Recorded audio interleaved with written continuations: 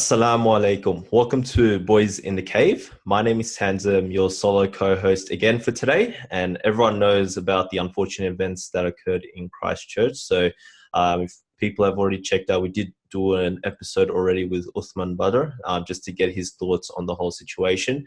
However, Boys in the Cave, we do wanted to chat with more activists in the community just to get their thoughts and perspectives as well. So today we actually have Dr. Yassir Morsi on the show. So he's actually been on our show before, so you can definitely check out the episode that we've already done with him. So for people who don't know, Yassir Morsi's main area of research is the critical analysis of contemporary racism and Islamophobia, and he's a lecturer at Trobe University. His recent book release is Radical Skin, Moderate Mass. So assalamu alaikum, Yassir, and welcome to Boys in the Cave. Wa alaikum salam wa rahmatullah. Thank you for having me. Anytime. I've seen you been posting actively during the unfortunate events that have occurred at Christchurch. So the situation has been devastating, to say the least. So what do you make of the event in general 3 days ago? Despite racism being a reality for many people of color and that intersects with Muslims, it was still a shock. Always had it in the back of your mind that something like this could happen. You always feared that it could happen. You always kind of knew that maybe even one day it would happen. Despite all of that, nevertheless, there was still a shock, a profound sadness. And it hit a lot of people very, very hard. And the first instinct was not to try to make sense of it at all. It was just try to make sure that we're all okay and work through this very painful incident.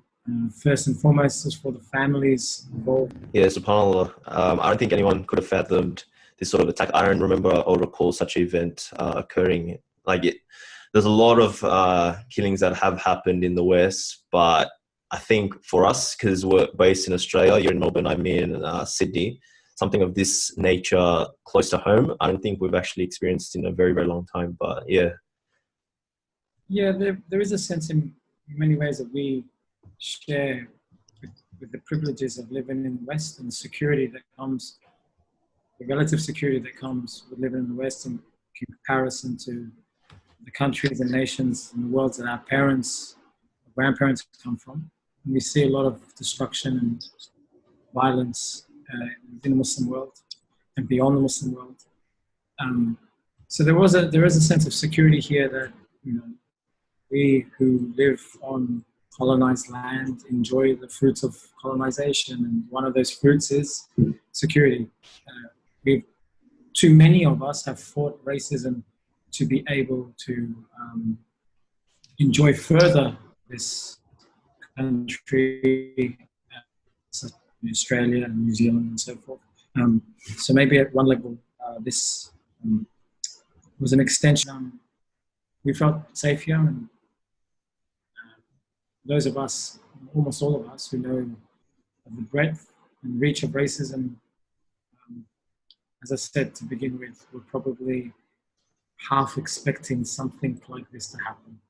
And that expectation, when it meets reality, is met with first a profound sense of sadness, but also an anger that we maybe didn't do enough. Our leadership group, without pointing fingers at anybody, didn't do enough. And so there's lots of things that we can work through as a first understanding of the impacts of what happened. I wanted to ask you specifically about the attacker, so Brenton. You did a recent post actually about FarRight versus white supremacy. So would you be able to define for the audience the differences between those two, and where does the attacker lie, and what do you think his motives or objectives kind of stem from? From everything I know and from the parts and pieces I read of the very diluted manifesto that he wrote, he does belong both in content and character to what we may call the alt-right or the far right. Not only that, the fact that he was on 8chan and the circles in which he navigates and spews his nonsense belongs to the far right. The far right is seen as the extreme, quote unquote, end of conservative politics, pinned down by a form of populism, uber nationalism, an idea of trying to win back and return or conserve something that's lost.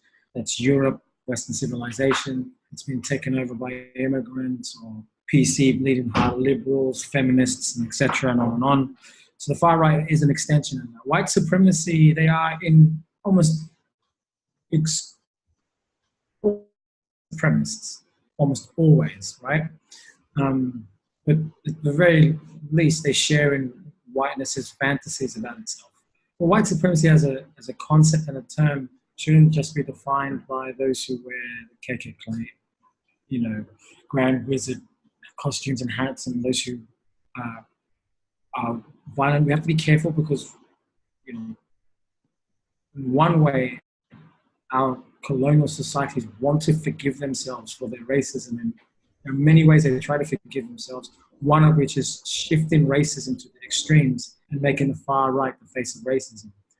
White supremacy, as a broader term, is a view of history, of politics, of institutions, of language, of ideals and values and philosophies that naturalize, normalize the European way of life and standard as the human, the best of the human standard, the final destination point for all of us.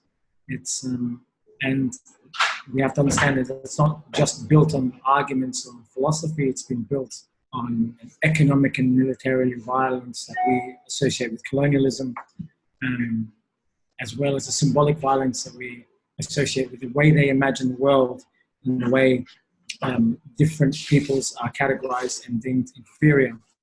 So white supremacy is a broader term. Yes, there's a relationship with the far right, absolutely, but we should not reduce white supremacism to the far right. White supremacism does protect the far right because, you know what, so many of his arguments about immigration taking over, about the Muslim threat, about political correctness and multiculturalism being cancers and disease, these are populist views that we hear from Donald Trump to Pauline Hanson to even our current Prime Minister, right? They may say it in a more civil manner, but they still say it.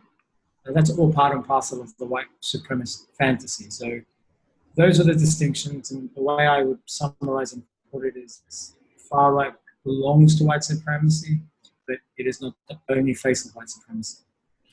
Wouldn't you say, like, for example, I watched, it was actually today, I think Pauline Hanson went on Sunrise, where the argument... You're watching.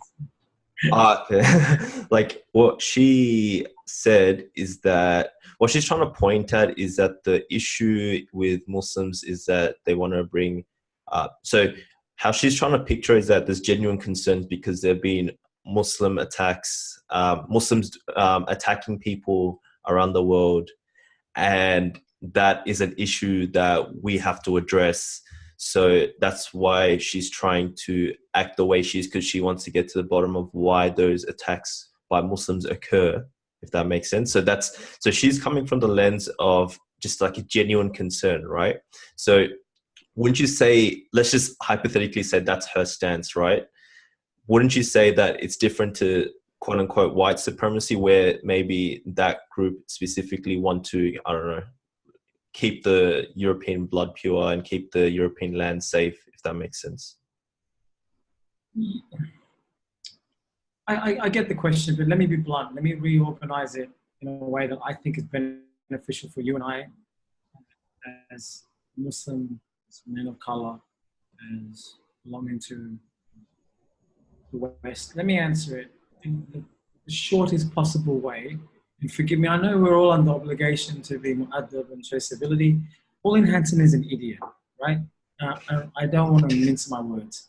And it's really unfortunate that we begin to discuss racism through its stupidities, because racism is far more sophisticated and far more intelligent than that. And the reason why we get caught up with Pauline Hanson is because in many ways she's an easy target to unpack and point at the ridiculousness of it, but also because the simplicity of our argument travels a lot further and it attracts further stupidity, right? Now, I don't mean to be disrespectful and, elitist or anything of the sort, but I think it troubles me when we center our anti-racism around these figures. To answer your question then about the distinction and difference between those who want to keep European blood pure, whatever that means, and those who are worried about immigration, it's the same argument. It's all about the abject. It's all about trying to create it's a conservative fantasy. We have versions of it in our community. It's the idea that we want to maintain some purity, uncorrupted by the diseased other that will come in and make us less pure. This is a racialized fantasy that you find in Nazi Germany from the beginning of those who founded Australia and America.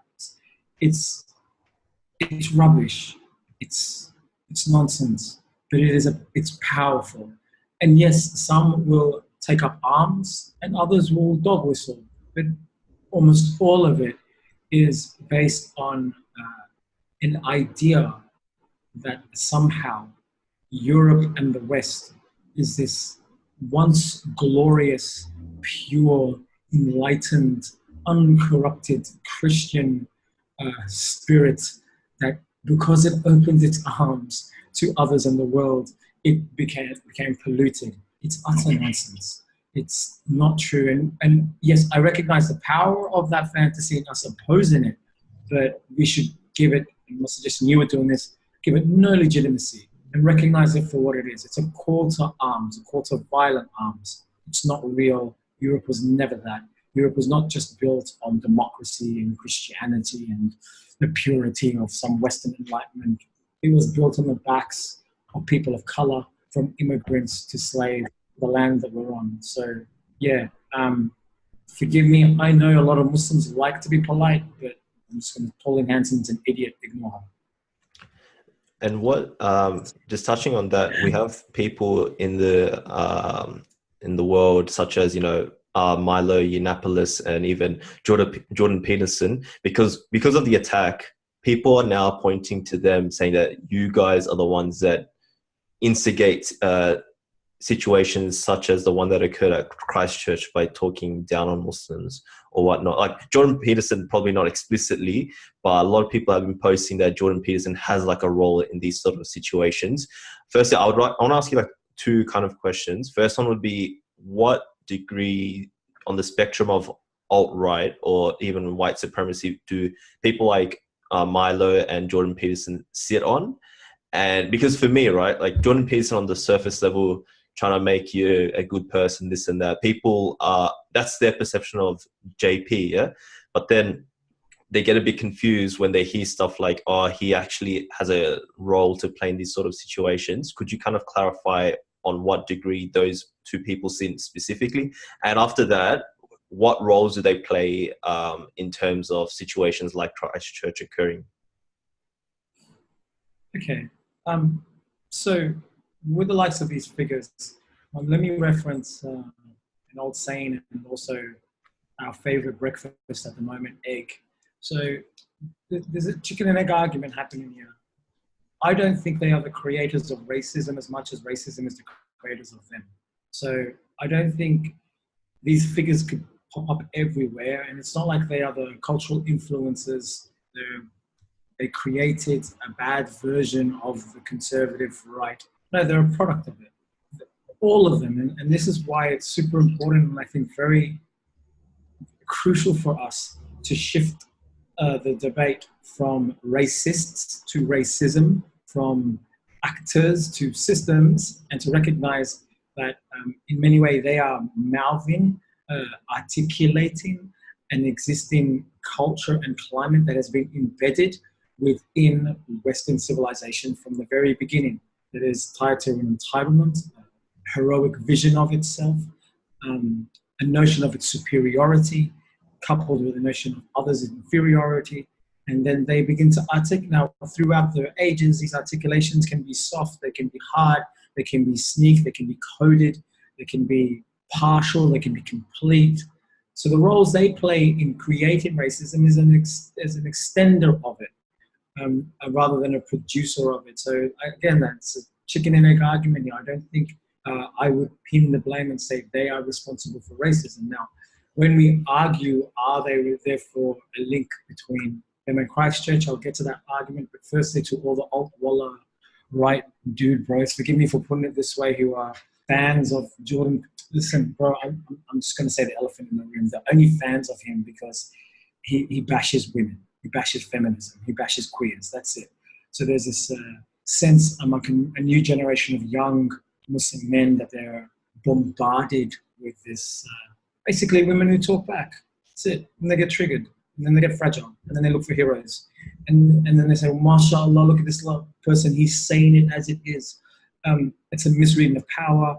It's a cultural moment that comes out of the American cultural wars. It's not sophisticated.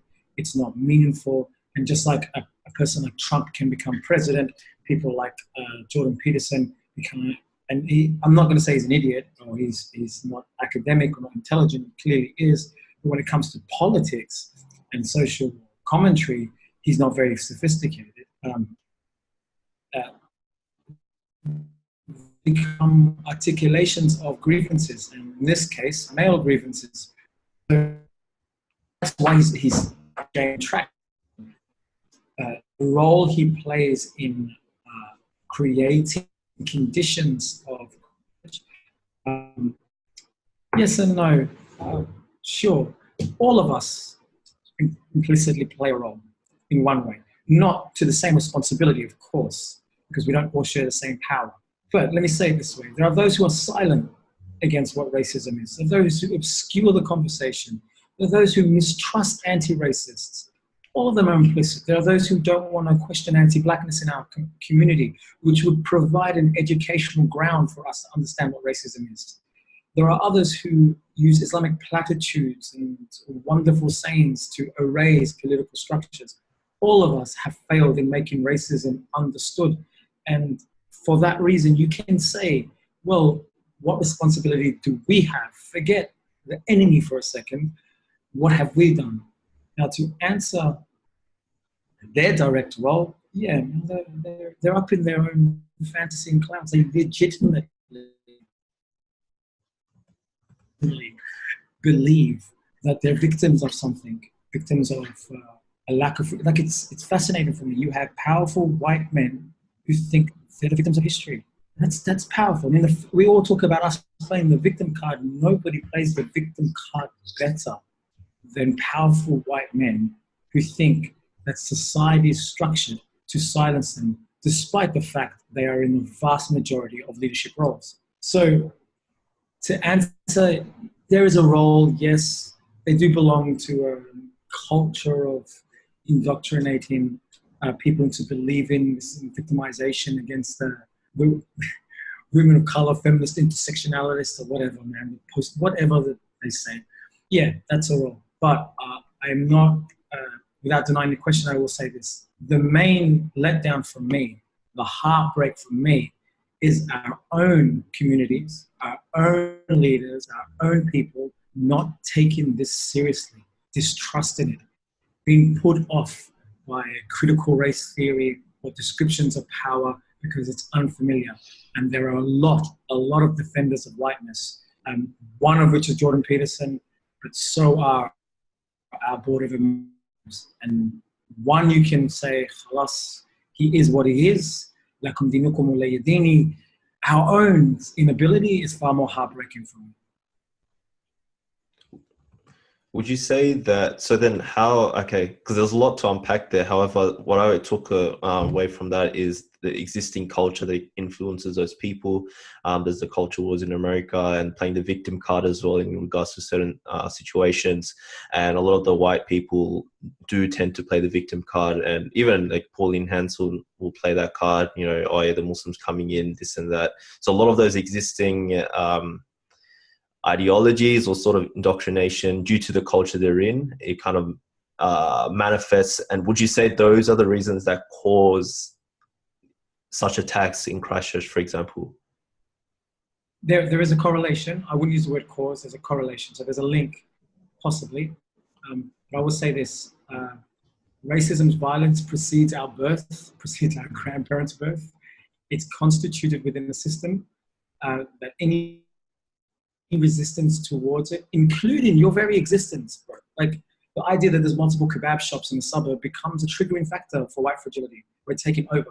So we have to be careful that racism is some type of accident to the system, that we have, what we haven't done enough about is monitor it, understand it, and resist it. But there's no way we have caused it, or there's no way that certain voices that have come up, it's implicit in the system. This society that we have inherited, this modernity, requires an excessive amount of violence to maintain it. Maintain its borders, maintain its labor, maintain its wealth and the poverty implicit in that wealth. So although a lot of people are tracing the media, looking at politicians and what they say and stuff, that's surface level.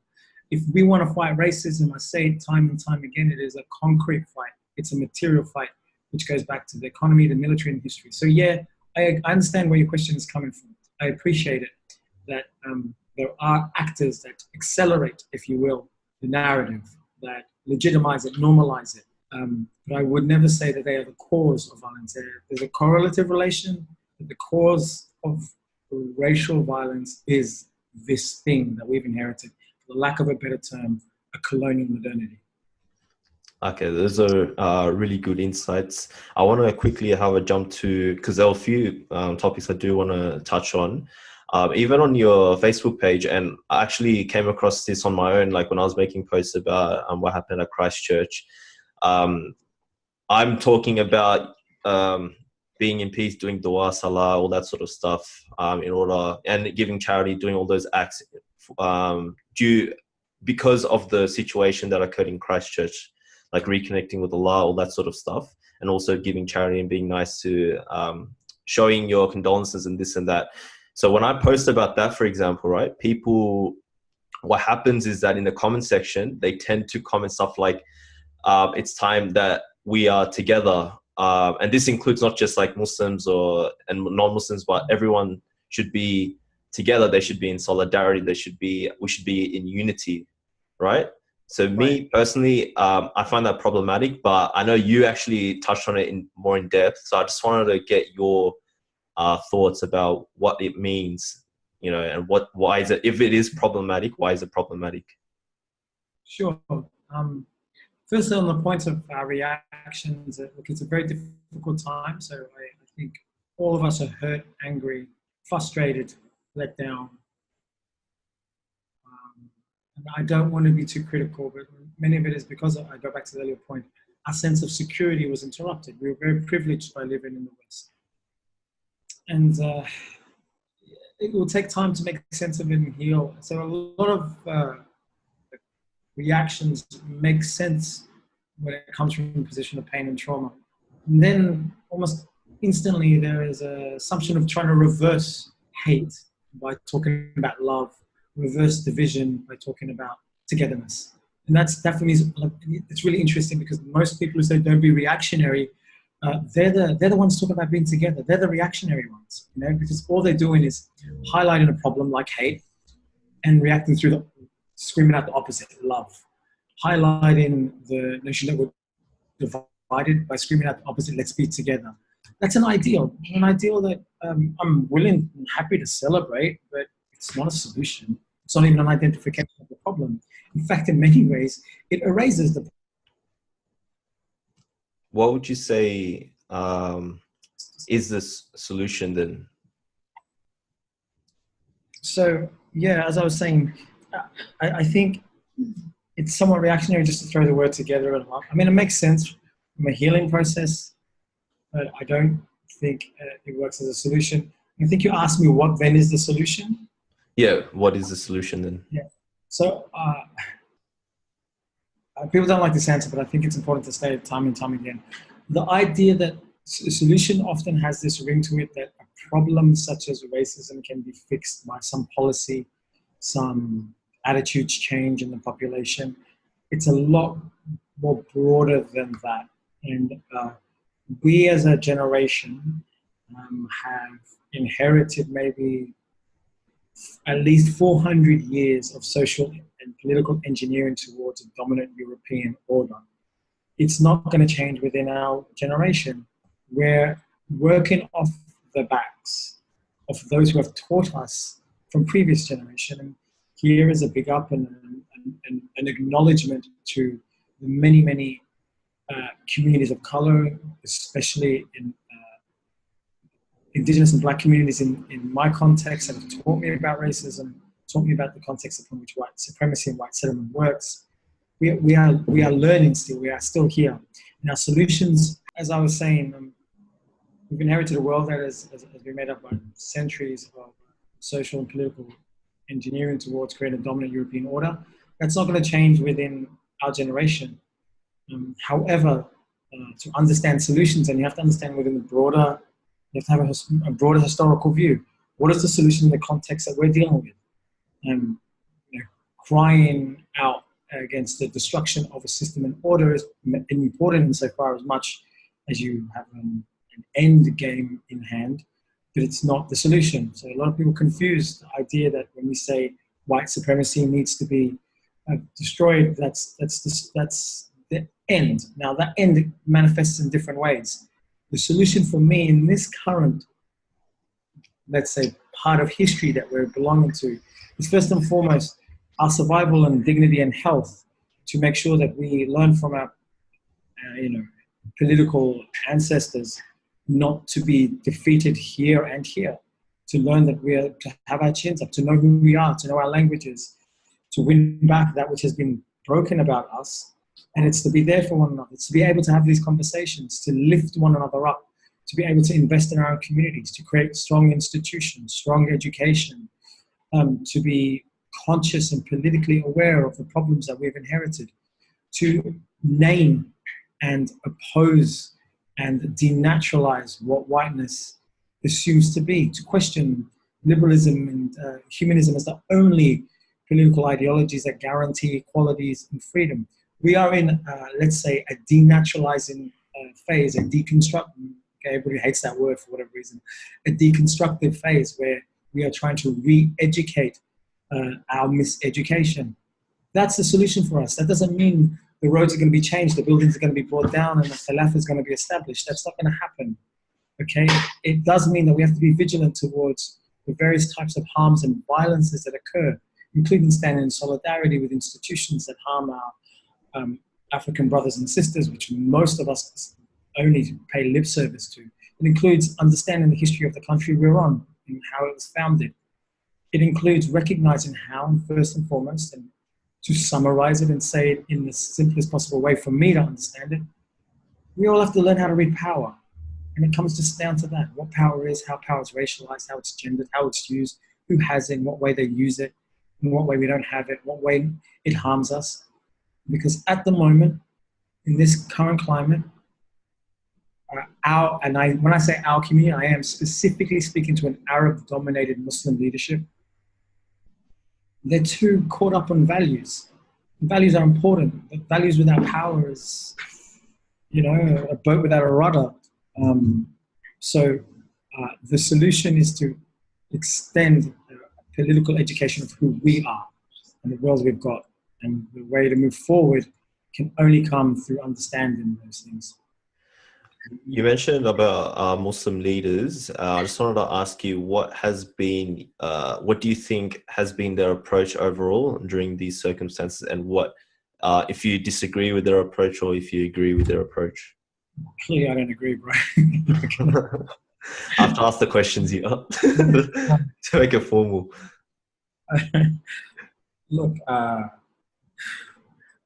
the politest thing I can say is that their intentions are always noble, and may Allah subhanahu wa ta'ala guide us all. I don't enjoy being actually I'm not even going to police myself. I am what I am, right? And it's important to be critical of these things. I do think they're very, very inept in understanding politics. For instance, some of the justifications for taking a school-like photograph for Scott Morrison.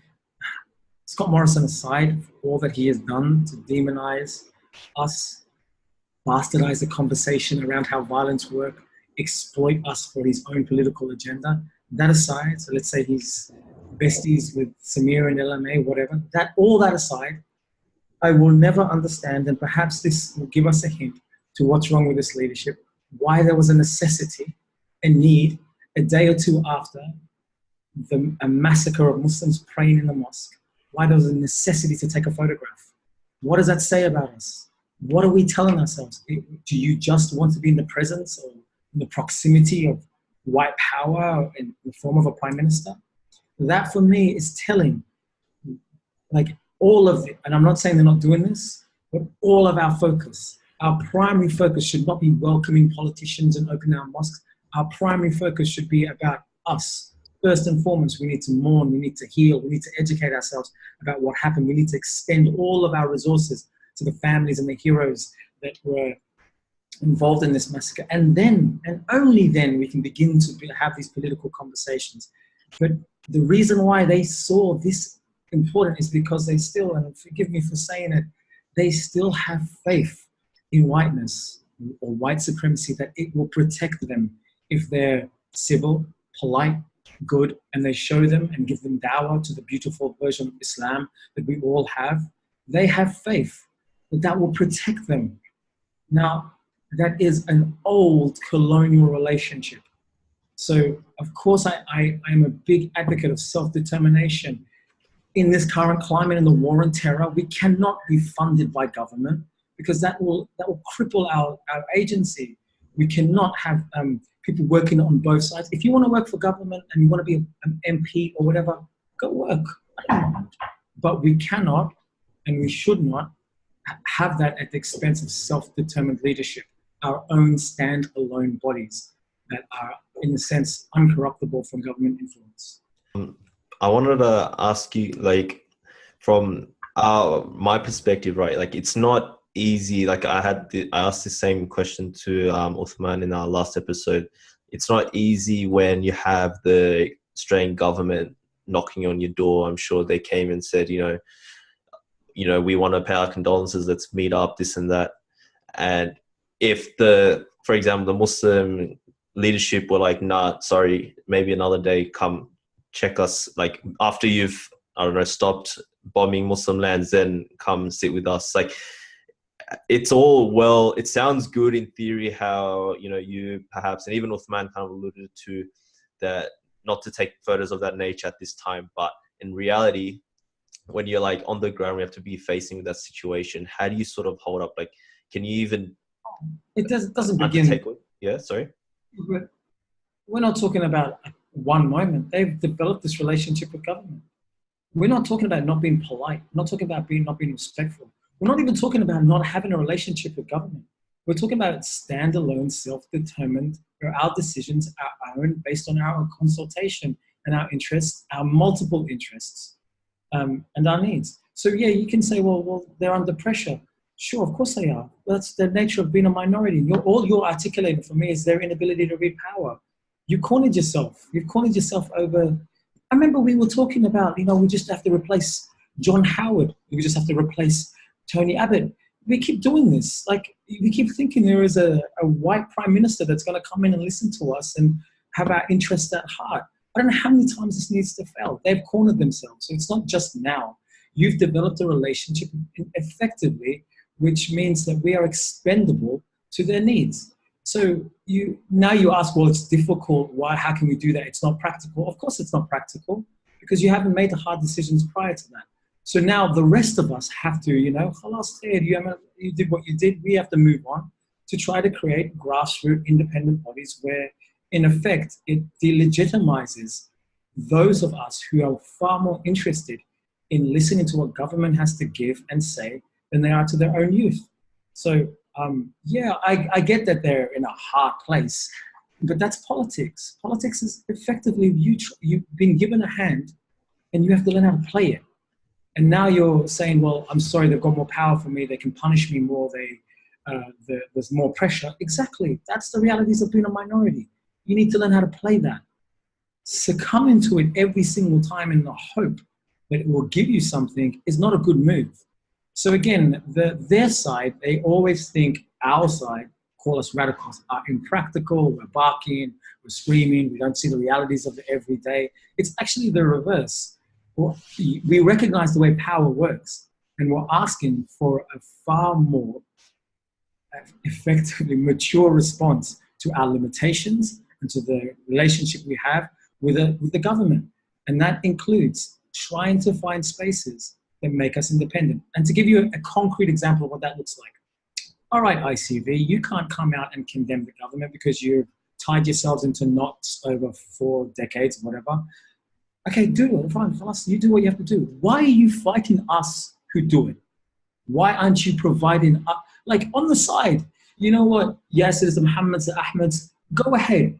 We'll provide you with an official link for you to fight white supremacy and say it for us, right? But what they end up doing is policing us, fighting us, erasing us, sidelining us on the behalf of government, on the behalf of mainstream Australia.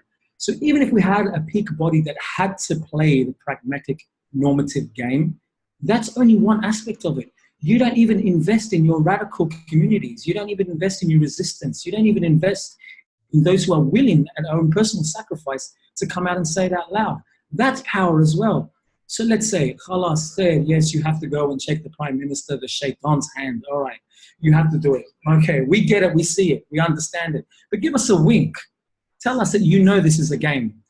All right, tell us. No other community allows only one channel of communication to government, only one channel. So in that sense, yes, it's pragmatic, yes, it's important, but there is absolutely no excuse whatsoever for our leadership to be erasing, sidelining, and fighting its own communities on the behalf of white supremacy.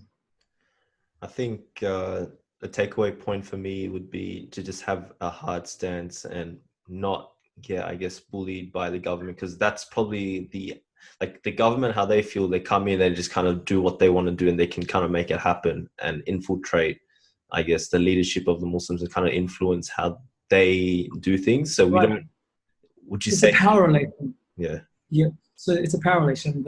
Somebody from the ANIC spokes group was telling me, no, don't worry. We told them. We told Scott Morrison. We gave it to him. We said, I don't understand this thinking. So what you told him? What do you think is going to happen? You think he's going to lose sleep over 2% of the population that can't affect him in any way? These are publicity stunts, right? Power doesn't have to listen to that which doesn't threaten it. It doesn't have to. There's nothing to lose. You have no capacity of harming or hurting them politically. So in one way, saying that we told them, they're still in this, I don't know, maybe it's a beautiful naivety. If I speak the truth to them, their hearts will melt and they will take out, I'm with Scott Morrison. I don't know. It's not going to happen. Okay. Politics is power. It's not about truth. It's not about values. It's about the pursuit of that power. And until we find ways to solidify our own power, build our own power in order to represent our own interests, borrowing it, almost begging for it, hoping for it, is a losing game. I think that's a good sort of point to wrap up on. I do want to kind of summarize the whole idea of the theme of everything that we talked about is just to read things a bit deeper than what they seem on the surface level, to really dig a little deeper when it comes to, I don't know, interacting with how the government acts with Muslim leaders and communities, to reading how, white supremacy and far-right people act. It's not necessarily them. It's not racist, but we should be concentrating on the culture and the paradigm that they're being influenced, or the nature they're in. So I think on that note, yeah, sorry? You know, one point, because I don't want this message to be lost. Look, the leaders are whoever they are. It's got to the point now, I think, we are seeing more and more young Muslims coming through various different parts of our communities and society. Look, at one level, we have to understand that anti-racism, and call it what you will, or the self-determination of Islam, or the self-determination of the multiple communities within our community. It's up to us. Anti-racism is not about censoring our relationship with government. It's not about trying to correct white people's perceptions, open our hearts and doors and minds to them. Anti-racism is about our protection, our survival, our prosperity, our immunity to harm, right? And so that means the first focus is us. So yeah, we could talk all day about what they're doing is wrong, and I have fallen into that trap of hoping, of praying that they will listen. But now I think it's got to the point where we have to stop talking to them, just build our own world, and inshallah the Muslims will come. Build our own institutions, build our own power base. If they're not willing to listen, khalas, we can go on our own way, bismillah. And I don't mean to create division and divide. The first is, I will always be there to hear, but if they're not willing themselves to hear, then there is enough of us to try to make a difference, inshallah. And I want to conclude this point that first and foremost, in this moment in time, I don't want us to focus on the Australian Muslim experience. Let's keep the families in our prayers those who were harmed by what was a grotesque act. And let's never forget that first and foremost, you know, these martyrs should always be in our prayers. And we are fighting for both what they had to sacrifice, and inshallah, so none of us have to feel that pain in our own communities. Jazakallah khair. Yeah, cool. I was going to say a similar spiel to that, but you did it for me, alhamdulillah. But yeah, definitely it's tragic what's happened. And the theme of this was, we've had, you know, there's a lot of interviews and articles about the tragic events, but we do, I guess, Boys in the Cave, we do want to take the conversation a bit further and ask ourselves, what do we do next, you know? Because as I told Uthman, like in our last episode, did he say Khalifa? But I think he was tempted, but he wanted to, you know, alhamdulillah, like it's about taking the conversation a bit further. And so what can we do as a community so we can stop these horrendous acts, how we can read into, you know, as you said, power racism, and also identify people in the media that are maybe influencing these sort of actions. But Jazakallah khair, Dr. Yassir Morsi coming on Boys in the Cave is really a fruitful discussion. And if you have any, for the audience, you have any questions or comments, please email at info@boysinthecave.com. And as Yassir Morsi said, please keep the families of the deceased and the deceased in your prayers, inshallah. Even for the people of Christchurch, they would be going through a lot of difficulty. And even with people, for example, affiliated with the masjid, you know, the masjid is also desecrated. All these things that are kind of after effects because of that one horrendous act. Please keep doing your du'as and donate if you can, inshallah, so then situation can get better for those families, inshallah, soon. So from special guest Dr. Yassir Morsi and myself, we wish you all the best. This is Tanzim signing off. Assalamu alaikum. Alaikum salam.